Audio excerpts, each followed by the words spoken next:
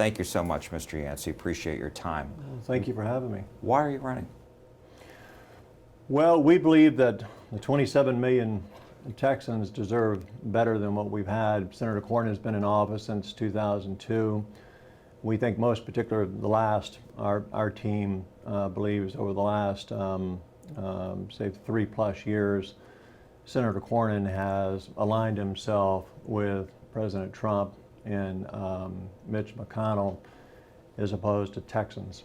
And we would, I'd rather see, I believe the other 27 million Texans would rather see Senator Cornyn fighting for Texans, avoiding the partisanship, focus on policy rather than politics, which has particularly been the case in the last 3+ years.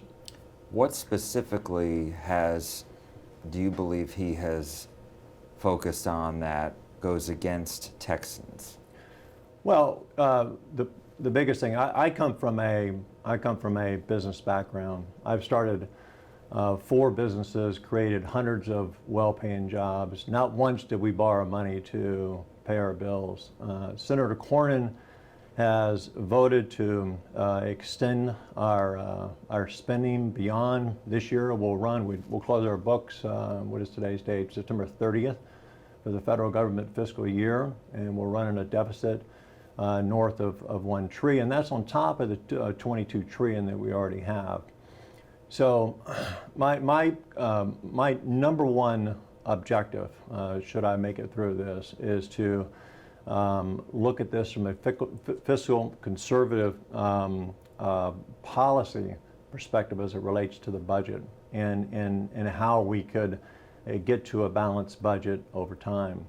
Now, I think President Trump, to his credit, lowered corporate tax rates down from 39.1 to 21%.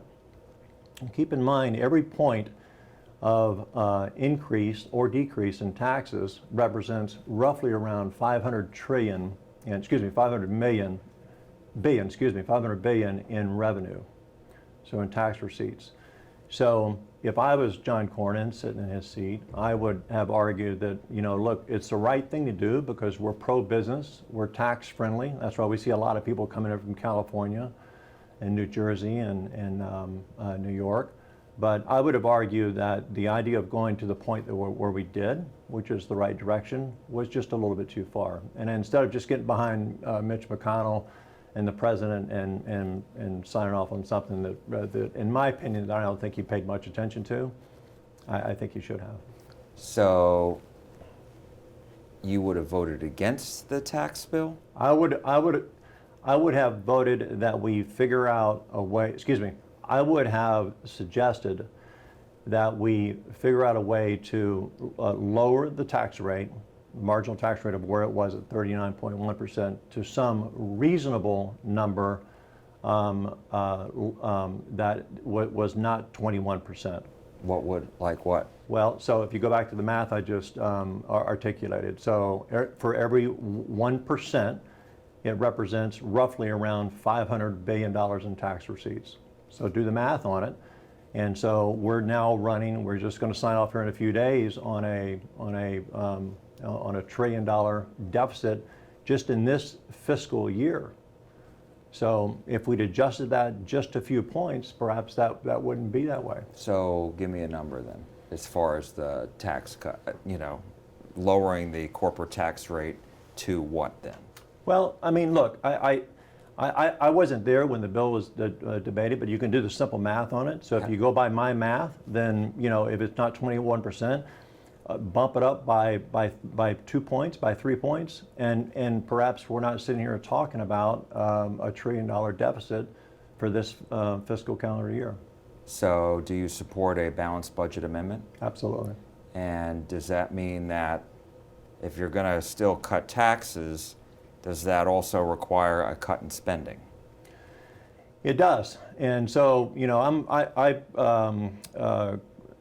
a Reagan Republican. I believe in limited government, a strong military, But I believe that the military should be based on a strong spending metric, meaning that it's the number one line item that we have in our budget, somewhere to the tune of $760 billion. So I would look at that, and I would look for waste. I would look. We have hundreds of defense contractors that the federal government does business with, and I could go on inside examples. And I think probably one good example is the stealth fighter F-35, which is a replacement for the F-16. The cost overruns on that jet are just enormous, and so. What is Senator Cornyn and others for that fact? But I'm just focusing on Cornyn because I'm running in the state of Texas. But what has Senator Cornyn done to rein in the cost on the defense contractors, particularly as it relates to the F-35, which has been just an enormous fiscal disaster in terms of the money that we've spent on that jet? Yes, it's needed, and yes, it's a replacement for the F-16, which was our fighter jet up until 4, 5, 6 years ago, and the F-16s are now being sold to our allies and friends. But there has to be you have to reconcile in order to get to a balanced budget. And keep in mind, again, if you look at our budget, it's the biggest line item we have. Let me ask you about. You've never run for office before, is that right? No, that's correct. Yeah. So how does somebody without any governmental, official experience decide to run for Senate and think he's going to beat a well-established incumbent? Well, we believe a couple of things. One is we think that the Texans deserve a fresh look in Washington from a guy that spent his entire career. I was 62 years old yesterday. I've spent my entire career in business. As I noted earlier, I built 4 successful businesses. I know what it is to meet a payroll. I will work for the people of Texans. We believe, our campaign believes that Senator Cornyn, in particular, again, I want to emphasize this, since Trump has come into office, has aligned himself with the 2 individuals that I mentioned earlier. And I won't do that. I will, if elected to the U.S. Senate for Texas, I will fight for Texans. I will work tirelessly 7 days a week to work for Texans. And I think, to say it another way, I'm not afraid to break a little China, not referring to the country. So I'm not afraid to speak up to the leader or to the president, to the executive branch for that matter, and debate policy. Do you support President Trump? Well, I think, and I'm a Republican. He's a Republican, and I would say that there's a lot of things that President Trump has done, probably the majority of them, I would have handled much differently. And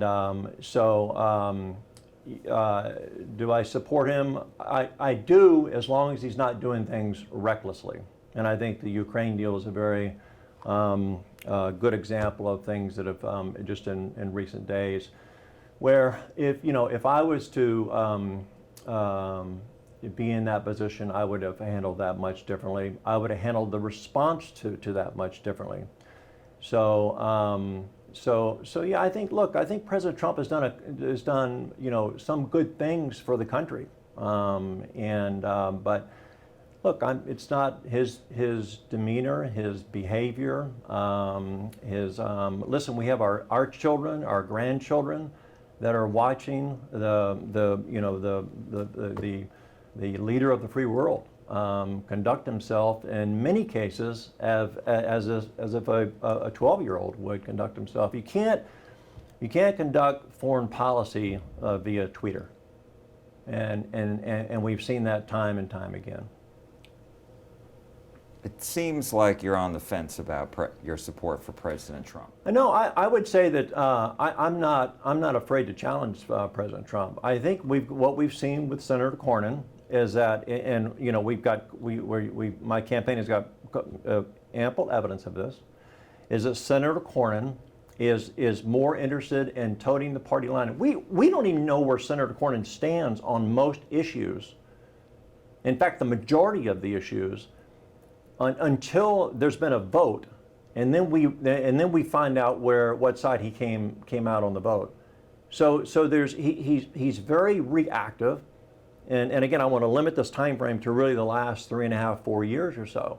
It didn't used to be this way. You know, he was both the minority and majority whip. I mean, he's been in leadership position in the Senate. I mean, he's been there since 2002.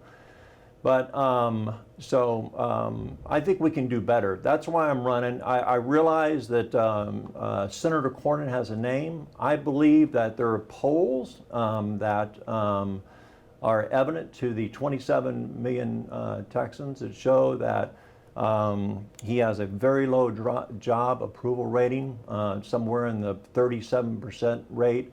And there's about 2/3 of the Texans either are neutral or have never even heard of John Cornyn's name. So that to me is troubling. Now, and I'll stop on this final comment, is that, you know, if you look at our other senator, Senator Cruz, he's more of a recognizable name because he ran for president, right? So he was all over television, you know, for a number of years. So let me ask you, as far as somebody who says not afraid to challenge President Trump, if you look at all the polls in Texas and nationally, Republicans overwhelmingly support President Trump.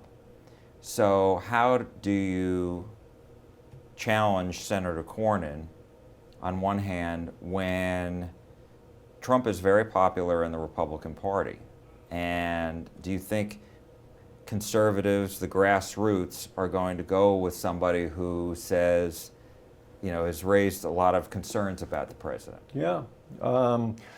Well, first of all, I would challenge you on President Trump's likability this time around. I think the first time around, I think there was very similar to what, you know, my platform is now, is that, hey, you know, Senator Cornyn has perhaps done a good job early in his term. In recent time, he's not. We believe that. I think now now we're going on 3.5 years of experience of looking at of the behavior of President Trump. And I think this likability by the conservative Republicans, I would argue that point with you. So, well, I've only based it on polls that I've seen. Well, I mean, look, it's the polls have been pretty consistent. Polls are polls, right? And so you look at them one day they're this, the next day they're that. It depends on what poll you're looking at. Listen, I said earlier, I think the president's done some good things, but I think now, as we've now have had the experience with him, I think you're going to see a bit of a shift as we go into 2020. That's my belief. I mean, look, I don't want to get too deep in the weeds here. I think, look, unless a viable GOP candidate steps up and challenges President Trump's going to get another term. Let me ask you just about, you brought up just in recent days, we've seen that Speaker Pelosi has set in motion an impeachment inquiry. Yes. Do you support that? Well, look, I think the Democrats are headed down a perilous road. And, you know, this, look, let me preface my comments. If the president, in fact, had a conversation with the president of Ukraine and was trying to curry favor with the president of Ukraine as it relates to Joe Biden and Hunter Biden, then he's wrong. And there should be an investigation. The transcripts that were redacted and produced and now the Senate has seen, those actually aren't the actual transcripts of the phone call. This is an actual recollection from security folks that were on the line or listening on the line when he had the phone call with the president from Ukraine. So I would say that you know, the story goes on further that President Trump has instructed his people to take the transcript off the normal server of where it is and place it into another server of where they put extraordinarily top secret, covert type material on this other server.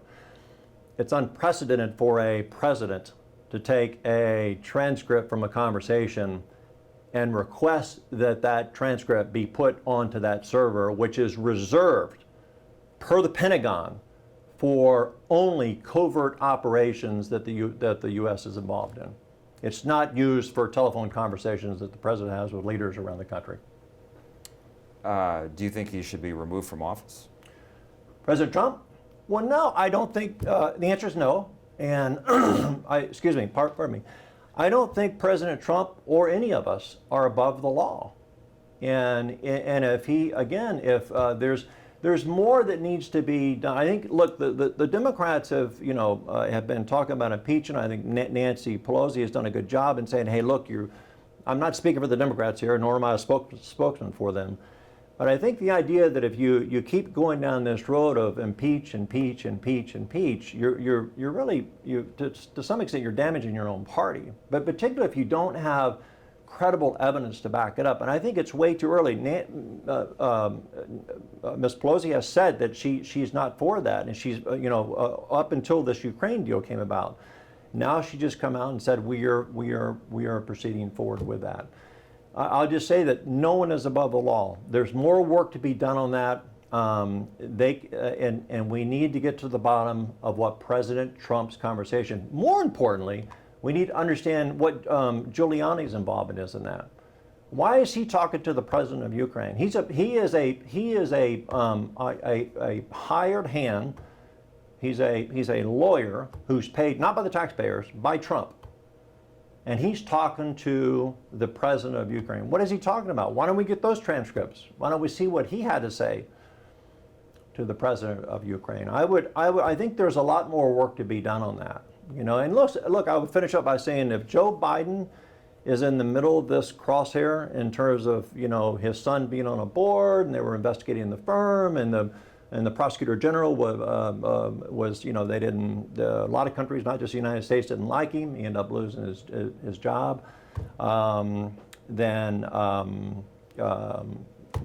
perhaps Joe Biden should consider. I mean, perhaps he's got a bullseye on his forehead.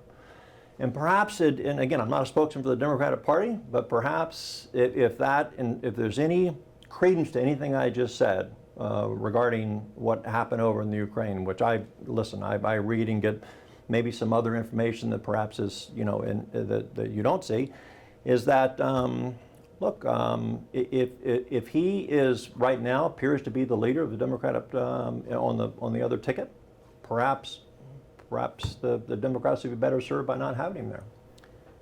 Aside from a balanced budget, what are your other priorities? Well, again, I'm a Reagan Republican. I believe in less government. I believe in a strong fiscal policy that does lead us to a balanced budget. So I'm for free enterprise and entrepreneurship. I want to help Texans. I want to speak for Texans, all 27 million of them, in terms of continuing to be, but even more so, a tax-friendly and a business-friendly state to be. There's a reason why people from California, New York, New Jersey are coming to Texas. And I think that brings up another topic, but I'll just stop there on that. Let me ask about guns. A lot of discussion on this right now after the 2 mass shootings we had here in Texas last month. Where are you on expanding background checks, red flag laws, and even Beto O'Rourke's idea on confiscation of assault-style rifles? Right. Well, let me say, first of all, I'm not, hell no, I'm not coming after your AR-15s. Look, the gun law, the gun situation that we have not just in Texas, but in the country, is it needs to be addressed. One, to enforce the laws we already have. I believe in the Second Amendment. I believe that people have the right to bear arms legally.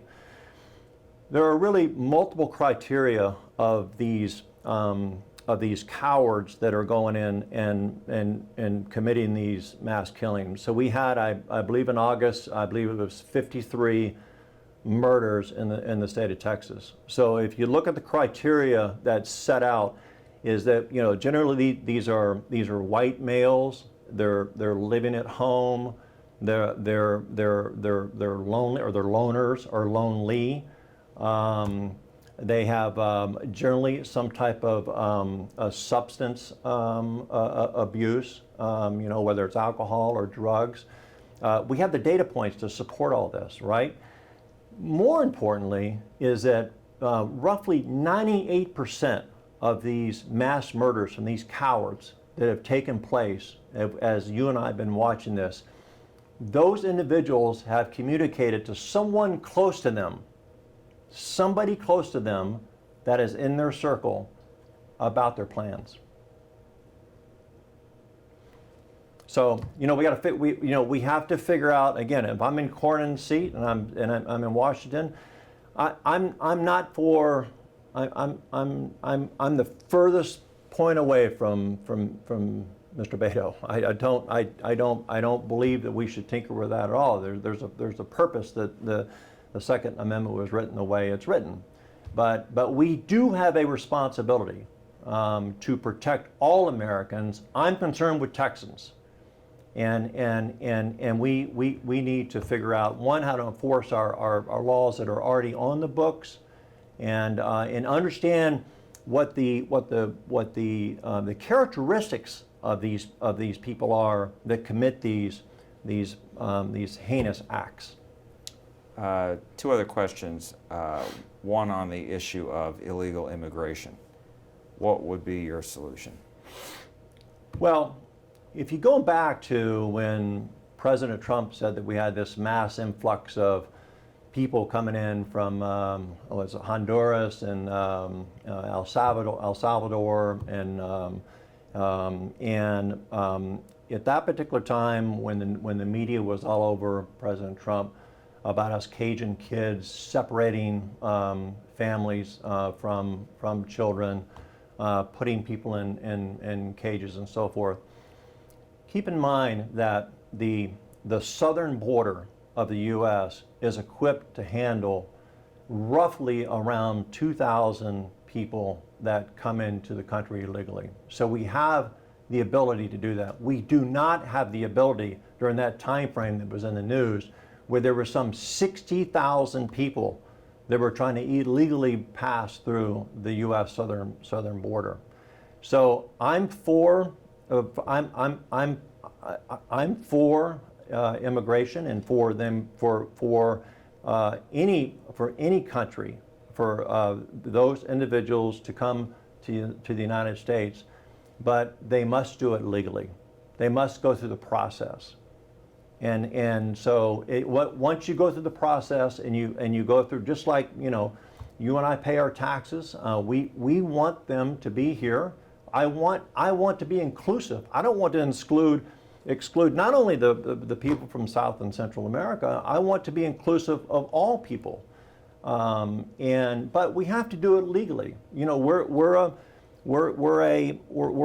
government of laws. We're a country of laws, and we have to adhere to that. Do you approve of expanding border walls? Well,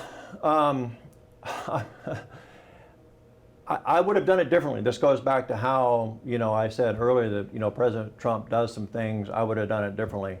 I believe that the money that, you go back to his campaign, who's going to build the wall? The Mexican government.